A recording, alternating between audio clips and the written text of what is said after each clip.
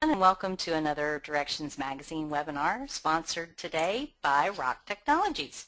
My name is Barbara Duke. I'm the executive webinar producer here at Directions Magazine and your moderator for today's webinar. I'm assisted by my colleague Lynette Qualia. And if you have any problems with the GoToWebinar platform or a question, please put those in the questions box of your control panel and we will do our best to help you. So thanks again for joining us. A quick introduction to the spatial things happening here at Directions Magazine. You are welcome to subscribe to our many publications. We hope you'll visit our channels, our All Points blog. Of course, you found the wonderful webinar program, and we appreciate you being here. And we do our best to keep you posted on the latest geospatial technology trends and solutions. Everything is available over there at directionsmag.com. Over 600 of you registered today, and we are thrilled to welcome such a global audience. So we mentioned that question pane before. We do encourage you to submit your questions, general or specific, at any time during the session. Just click the plus if you can't see the area to type in. Should be available to you then. And then we'll also be taking polls today. We'd love for you to share your thoughts there, as well as on the survey that pops up as you head out of the webinar today. And the number one question, are we recording? Absolutely, we certainly are. We will make that available to you in the next day or so after the webinar.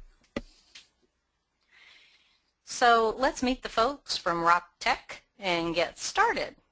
Our focus today is ArcGIS in the Cloud.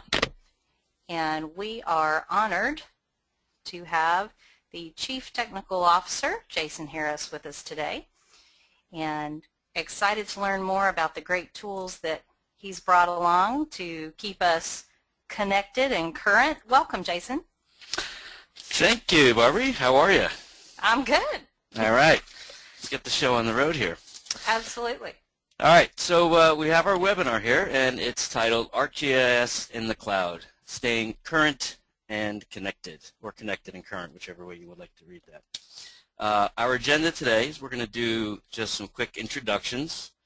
We're going to talk about what this cloud thing is anyway, different cloud types and providers, and can a traditional GIS fit these models. Implementation strategies and platforms and some other tools that you might have at your disposal. And of course, we're going to talk about the benefits of moving your GIS to the cloud.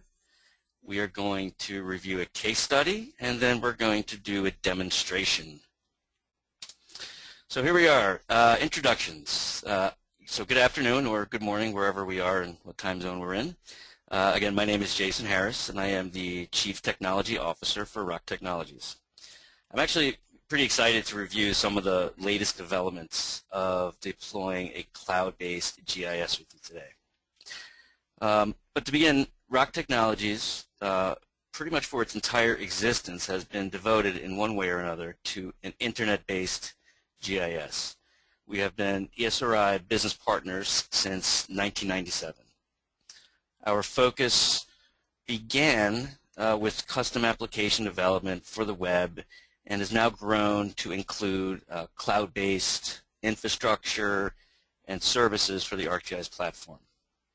So really, even before we go any further, I'd like to see if we can do the first poll question. I'd like to find out what software everyone is currently using. Yeah, so let's find out. Which version of ArcGIS are you currently using? 9.3? Or maybe older, 10, 10.1, 10.2, or maybe you're using something other than S3 to do your GIS. Let's see what we've got there. All right, folks are voting quickly. Fantastic. So let's share those results. It looks like the winner is at 50% with 10.2, and coming in second at 10.1 with 30%. Thanks, everybody. All right, great. Well, that sounds like everybody's moving along and keeping pretty current. That's great. So what is this cloud thing anyway? You know, all joking aside, we do tend to toss around that term, the cloud, a lot these days. when there's really lots and lots of ways to try to describe it and define it, but when it really does come down to it, it's just a computer or a service that does some work for you. The main difference being is that this computer is no longer sitting under your desk, and it's not even tucked down the hallway, you know, in the server room. Now, hey, Jason. Yes. Looks like maybe your screen is paused there for a second. I'm not quite seeing your view. There we go. How's that? That's perfect. Awesome. Thanks. Thank you for letting me know. I would have felt quite silly. All right. So cool photo now, there with the crazy office there. There we go. So yeah, now these servers are located off premises in a very high controlled, secure, and most importantly, an environmentally ideal environment. So if you look over there on the left, that's how my desk used to look way back in the day when I had to manage all of my IT in-house. Okay. Now with the power of the cloud at my disposal, you can see over there it's a nice, neat, organized desk where I'm actually free to focus on what I do best, and that is working on my GIS. So there are lots of tools and solutions available these days, and what we see here on this screen are some of the bigger players, like Amazon, Google, and Microsoft. I'm sure we're all familiar with these guys. Generally speaking, these guys provide, what we're seeing here, these are the folks that really provide a pure infrastructure solution. Okay, this is essentially cloud-based hardware. This is when you can, rent a server and use it for however long you need it. You pay for what you use, and if you suddenly decide or you're getting more traffic, you can ramp up those resources or you can scale them back, and this is all depending on your needs. This has become obviously a huge, huge market segment. The next group that I like to call, I call it a cloud-based solution or service, and I'm sure everyone has experience with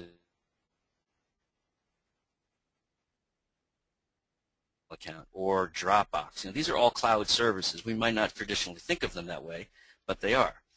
These are the guys that store your stuff, or you can listen to music and download your pictures, and all you have to do is tell them when and where you'd like to access. Another really good example of a service-oriented cloud solution is ArcGIS Online. You can store and share your GIS content and even publish web maps. All of these things have one very big thing in common.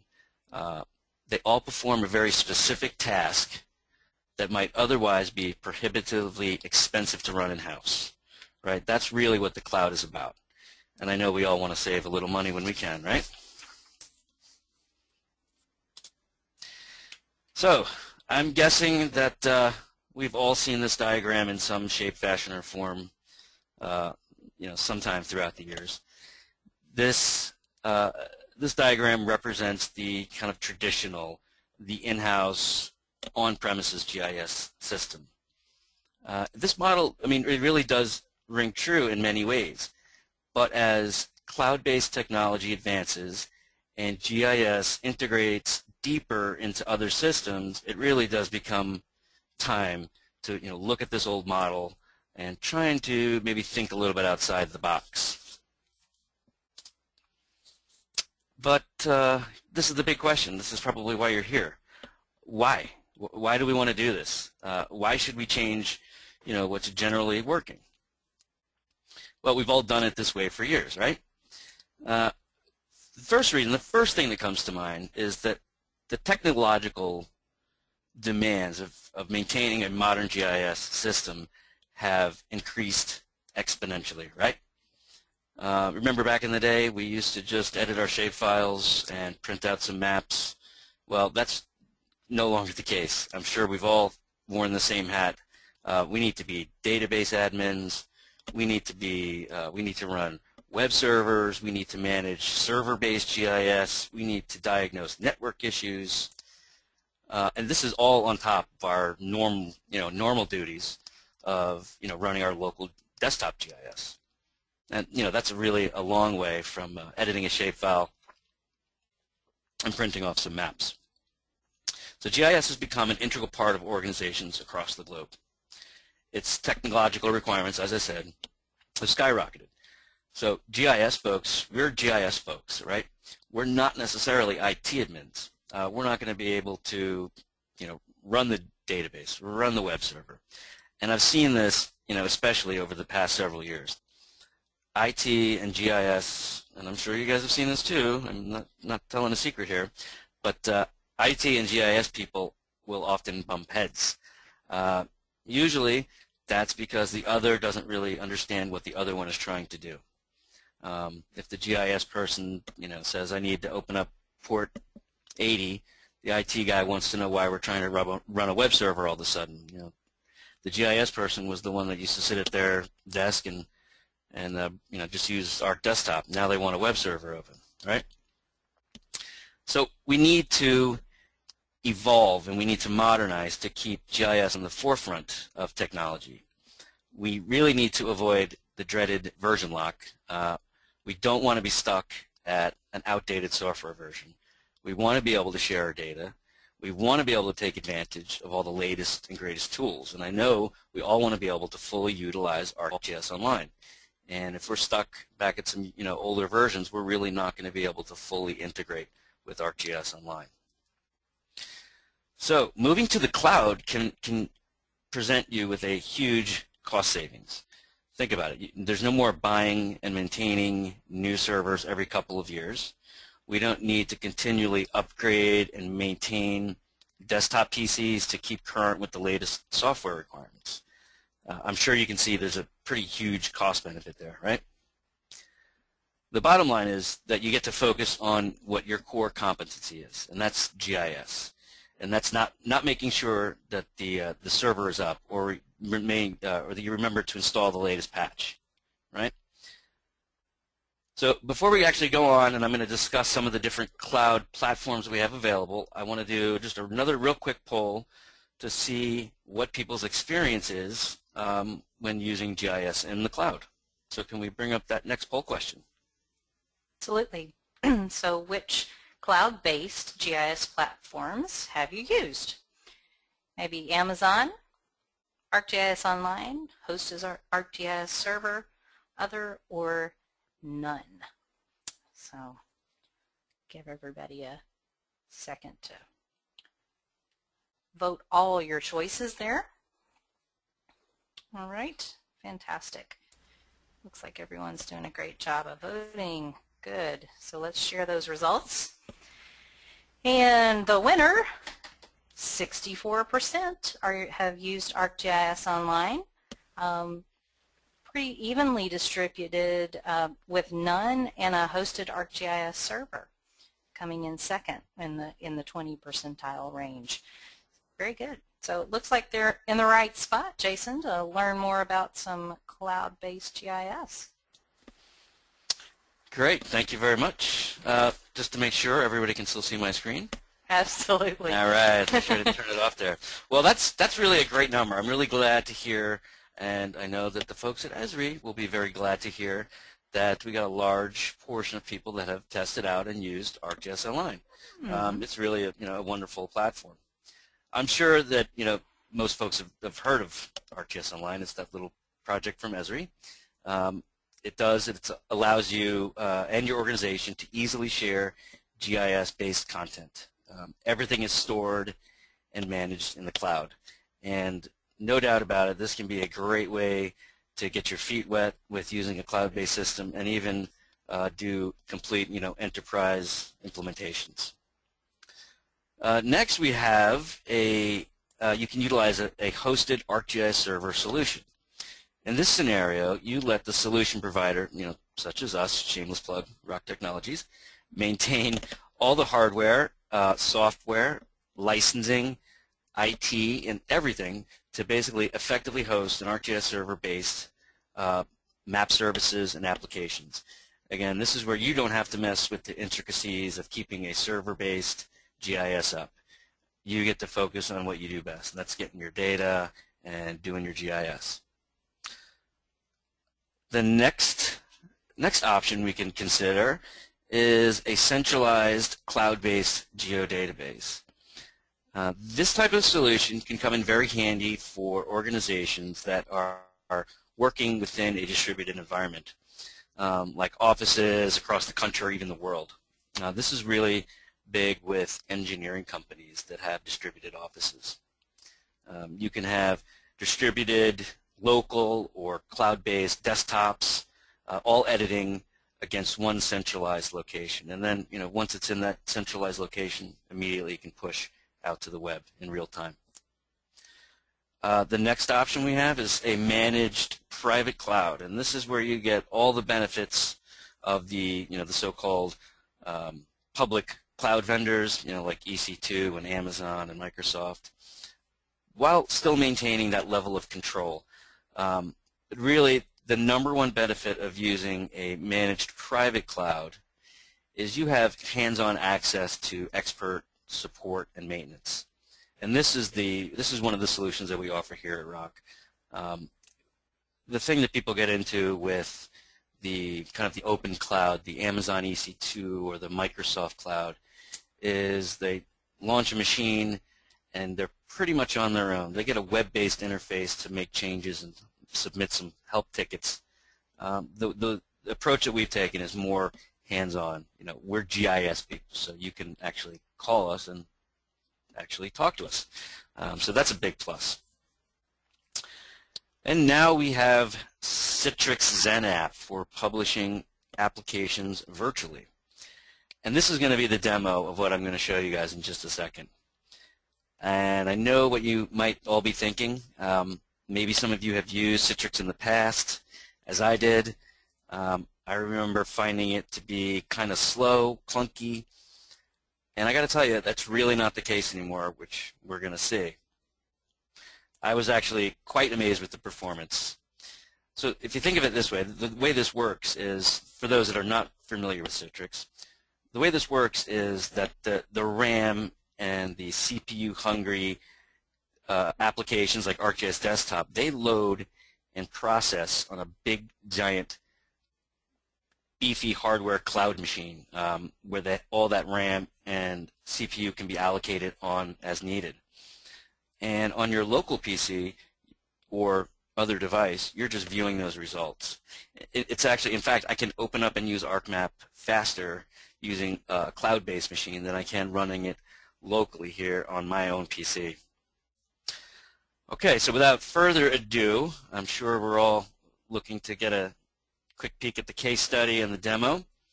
So let's go ahead and review what a cloud-based GIS really looks like. So who we're going to talk about right now, this is Habersham County, Georgia. And they were actually a current client with Rock Technologies, and they utilized our ArcGIS server hosted solution. We hosted their map services along with a web-based application geared toward the public for viewing property parcels and doing general GIS queries and operations and things like that. But they were having some issues, like their physical building limitations, and they were often changing office locations. IT began to look for a more efficient way of maintaining and improving their internal GIS system. But there were these hardware IT constraints. These guys were still using ArcGIS Desktop 9.3, and because of those constraints, effectively, they had become locked into this scenario of being on version 9.3 and exchanging shapefiles across a network share. So again, they were effectively locked in. There was no viable way to get them current, to get them with the current ArcGIS Desktop, or even editing against an enterprise geodatabase. We're talking, thousands and thousands of dollars worth of hardware that they'd have to get into to get to the cloud. So what did we do? I mean, how did we do this? We implemented a full cloud-based GIS over the course of several months. And with that, let's take a look at the demo. So give me 1 second here. I'll try to flip my screen.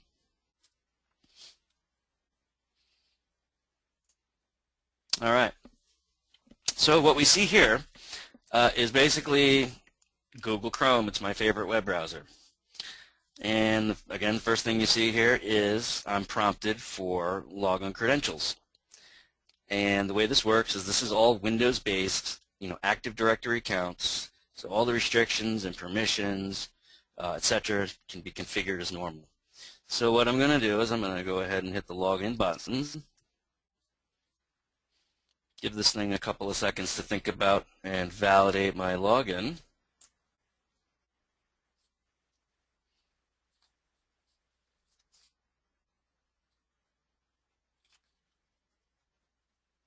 And of course it did this to me earlier.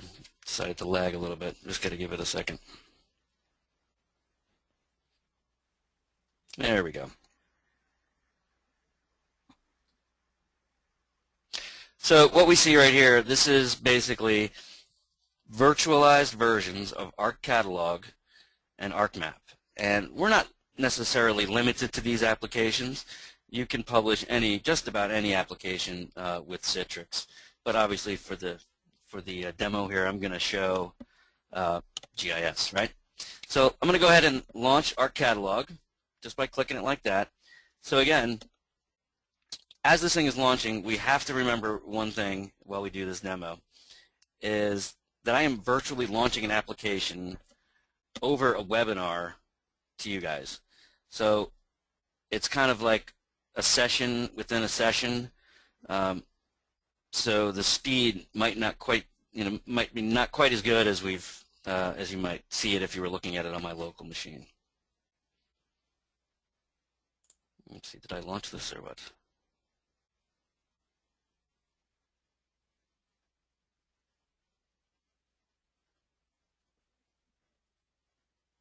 No, hang in there one second.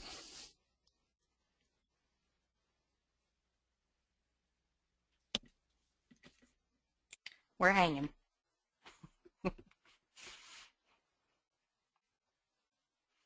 Isn't it Murphy's Law when you're doing a demo?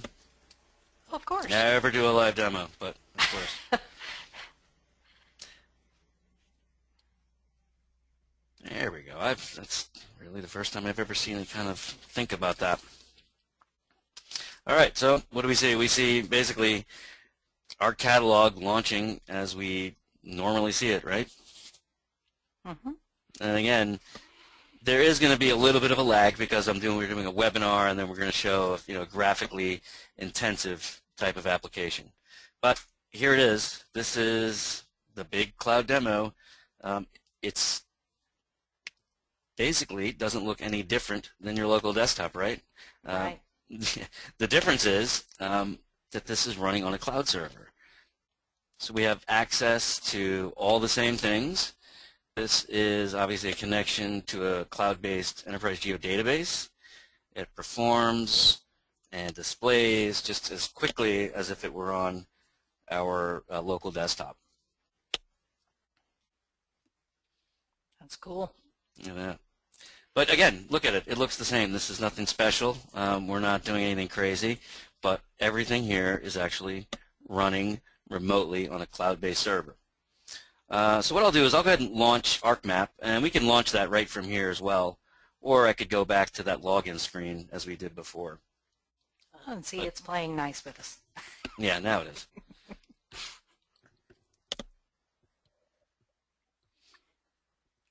All right. So again, nothing shocking here. This looks like ArcMap because it's ArcMap. We're looking at this. Again, this is all streaming directly from the cloud on other computers. I don't have to worry about having the latest video card or the latest RAM or the latest processor. It's all running on beefy server-based platforms. So good. I'm going to go ahead and start adding some layers. Let's go look in their geodatabase. I'm going to go ahead and let's add the county boundary. All right, you can see the display speed is pretty nice. Let's go ahead and add some streets or some roads, and I believe they're in this feature data set. Yep, there we go. We'll add some roads. All right, so now what I'll do is I'll go ahead and zoom in a little bit closer, right? And what we'll do now is we will add everybody's favorite layer, I'm sure, right? The parcels. Gotta have some parcels. Gotta have parcels. All right. So I'm going to just change some symbolization here real quick. But again, this is nothing earth-shattering. Everybody's seen this before. This is all ArcMap, but it's all based on the cloud. Yeah. It's really working so quickly, too. It really is. I'm going to go ahead and make these hollow so we can see some stuff underneath. And I'm going to change this to kind of a red. All right. So there we have our parcels. And you can see, you know, identifies, everything works just like it would on your normal desktop. And you can see there's no lag. It's all very, very quick. Next thing, I'd like to add some imagery. And I know that that has been a big question in the past, or it's been an issue in the past. And how fast is this imagery actually, can it display over Citrix? So what I'm going to do is I'm going to just show you. I will bring up some Mr. Sid, and now I'll go ahead and add it, and then I'm going to have to turn off the, there we go. And we can see, I mean, this is some pretty beefy imagery, and hopefully you can see just how fast it's coming up. We're not looking at any lag here. So I'd say it's pretty fast. That's fantastic. Yeah, again, there's nothing really earth-shattering here except for the fact that this application is wholly running inside the cloud. So as long as I have a connected device, and I'm talking about any device, I am able to access my published applications. All of this without having to deal with the typical IT nightmares. The application can be updated in one single place. We don't have to go off to multiple local client workstations and make sure everyone is on 10.2.1 or the latest service pack. All we need is an internet connection, and everything else is good to go. So I'm going to go. Cool. Yeah. So I'm going to go back to our case study. So I'm going to I want to review our implementation and strategy and give you a quick overview of our solution. So this is the ArcGIS Cloud platform solution. All right, we can look at this diagram and we can implement any little piece of this total package, so to speak. But what we're looking at is the whole entirety of the package. We can implement just remote, just virtualized desktops, right? We can implement just the SQL databases. We can just implement hosted ArcGIS server solutions. But as a whole, from virtualized desktops to cloud-based enterprise geodatabases, the Rock Cloud allows you to maintain the scalability of, say, the public cloud, all while delivering a custom hybrid solution, which can be utilized from anywhere on any device. On a Mac, on a tablet, on your home PC, on your work PC, on any work PC, as long as you have, obviously, the credentials to log in. It's really the same GIS that you use right now, just better, and without all the hassle of the costly, legacy hardware and maintaining that in-house system. So we get all those benefits. We leave the IT headaches. We don't have to deal with updates and service packs and hardware maintenance. We maintain all the necessary hardware and software, so you get to focus on what you do best, and that's your GIS. So that was my quick webinar there. I hope I didn't blast through that too quickly. Well, yeah, folks are really intrigued for sure. The questions are flooding in. All right. Yeah. That's what I like to hear. Yeah, folks are very excited about it. So I know that you've got some follow-up links that folks can get in touch with you, Jason. I do. Let's get to that.